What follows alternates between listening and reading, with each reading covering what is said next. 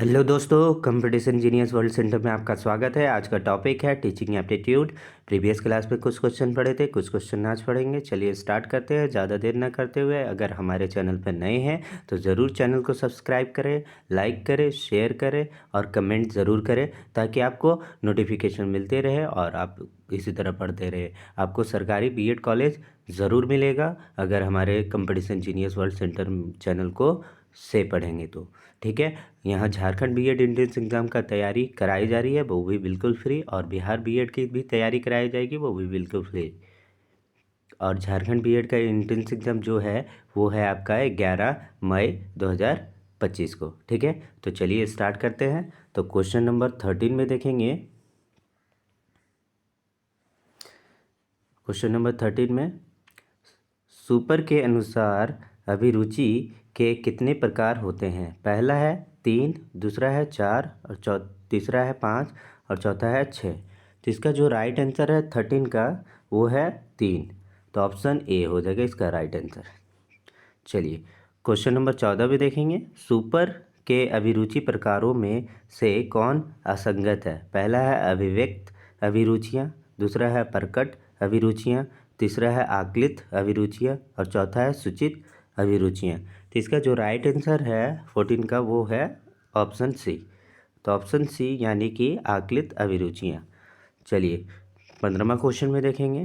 किस अभिरुचि को स्वयं उल्लिखित क्रियाकलापों द्वारा जाना जाता है? पहला है प्रकट अभिरुचि, दूसरा है विव्यक्त अभिरुचि, तीसरा है ए और बी दोनों और चौथा है आकलित अभिरुचि। तो इसका जो राइट आंसर होगा 15 का वो होगा ऑप्शन बी।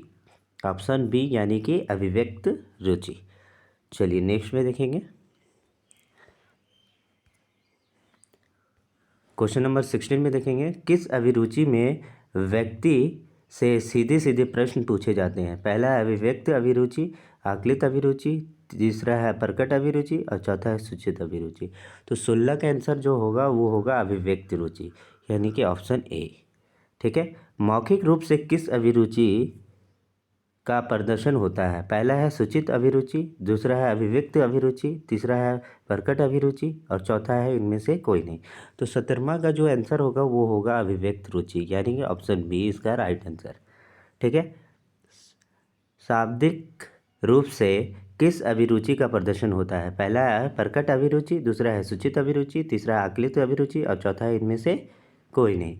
तो 18वां का आंसर जो होगा इनमें से कोई नहीं होगा, ऑप्शन डी हो जाएगा इसका राइट आंसर। ठीक है, चलिए नेक्स्ट में देखेंगे। 19वां क्वेश्चन में कौन सी अभिरुचि अविश्वसनीय होती है? पहला अभिव्यक्ति अभिरुचि, प्रकट अभिरुचि, तीसरा आकलित अभिरुचि और ये सभी। तो 19वां का जो होगा आंसर वो होगा अभिव्यक्त रुचि यानी कि ऑप्शन ए इसका राइट आंसर। तो किस अभिरुचि में व्यक्ति अपनी पसंद नापसंद को छिपाता है? पहला है प्रकट अभिरुचि, दूसरा अभिव्यक्त अभिरुचि, तीसरा आकलित अभिरुचि और चौथा है इनमें से कोई नहीं। तो इसका जो राइट आंसर है अभिव्यक्त रुचि यानी कि ऑप्शन बी इसका राइट आंसर हो जाएगा। चलिए 21 में क्वेश्चन में देखेंगे। अभिव्यक्त अभिरुचि को किस अन्य नाम से जाना जाता है? पहला है प्रारूप अभिरुचि, दूसरा स्वरूप अभिरुचि, तीसरा प्रकट अभिरुचि और चौथा है इनमें से कोई नहीं। तो 21 का जो राइट आंसर होगा ऑप्शन डी होगा। ऑप्शन डी इनमें से कोई नहीं होता है। ठीक है, चलिए आगे देखते हैं। नेक्स्ट 22 क्वेश्चन में किस अभिरुचि में स्वतः अपनी इच्छा से कोई काम किया जाता है? पहला है प्रकट अभिरुचि, दूसरा अभिव्यक्त अभिरुचि, तीसरा है ए और बी दोनों और चौथा है इनमें से कोई नहीं। तो इसका जो राइट आंसर होगा 22 का वो होगा प्रकट अभिरुचि यानी कि ऑप्शन ए इसका राइट आंसर हो जाएगा।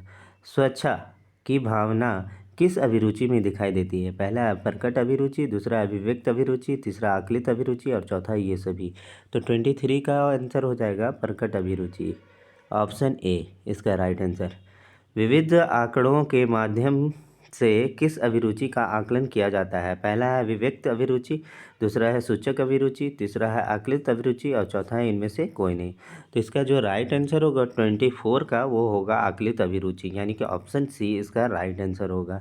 तो उम्मीद करता हूँ वीडियो पसंद आया होगा, तो प्लीज़ लाइक करें, शेयर करें एंड सब्सक्राइब करना बिल्कुल ना भूलें झारखंड बीएड एंट्रेंस एग्ज़ाम बिल्कुल तैयारी कराई जा रही है, वो भी बिल्कुल फ्री। तो ज़रूर चैनल को सब्सक्राइब करें और दोस्तों तक ज़रूर भेजें ताकि वो भी पढ़ सकें और अच्छे नंबर ला सकें। और जो एग्ज़ाम 11 मई 2025 को होगा, तो इसलिए अब ज़रूर इस चैनल को जल्द से जल्द सब्सक्राइब करें और पढ़ें ताकि आपको अच्छा कॉलेज मिल सके। Thank you.